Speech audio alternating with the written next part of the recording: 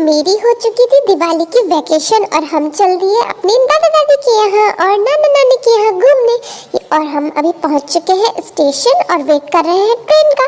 लेकिन यहाँ पे पापा कहीं जा रहे थे तो मैं पीछे पड़ गया कि मैं भी जाऊंगा। और फाइनली मैं पापा के साथ जाके और ये देखो क्या लेके आया हूँ, लस्सी। मैं मम्मा से पूछ रहा हूँ कि मम्मा मैं पी लूँ क्या, लेकिन मम्मा ने मना कर दिया, बोला कि अभी हमारी ट्रेन आने ही वाली है तो ट्रेन में चढ़ के पीना।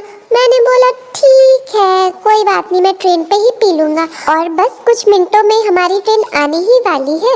पीछे बहुत सारी चिज्जू थी लेकिन मैंने मना कर दिया, मैंने अपनी तो चिज्जू ले ली ना। अब इस ट्रेन के बाद हमारी ही ट्रेन आने वाली है और ये लो हम चढ़ गए अपनी ट्रेन पे और सीट पे भी बैठ गए अपनी। और फिर सबसे पहला काम मैंने किया लाइट जलाने का। मुझे ट्रेन में लाइट जलाना और बंद करना बहुत अच्छा लगता है। और यहाँ पे पापा अंकल से 2 पानी की बोतल ले रहे हैं क्योंकि हमारी 2 सीट है ना, इसलिए एक मम्मा की और एक पापा की। उसके बाद हमने खाना खाया जो मम्मा घर से बना के लेके आई थी, 2 सब्जी, दही, पूरी, अचार। उसके बाद पापा ने हमारा बिस्तर लगा दिया और हम बैठ गए ऊपर अपनी सीट पे।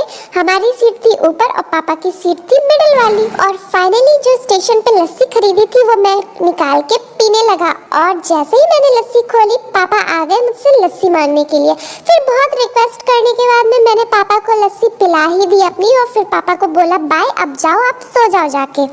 फिर मैंने अपनी लस्सी पी बड़े ही आराम से। और यहाँ देखो यहाँ भी एक लाइट लगी हुई है जिसको मुझे जलाने में बहुत मजा आता है। फिर हम सब सो गए रात में और फिर सुबह उतर गए अपने डेस्टिनेशन स्टेशन पे। फिर स्टेशन पे उतरने के बाद हमने पकड़ी बस और पहुँच गए अपने घर दादी के यहाँ।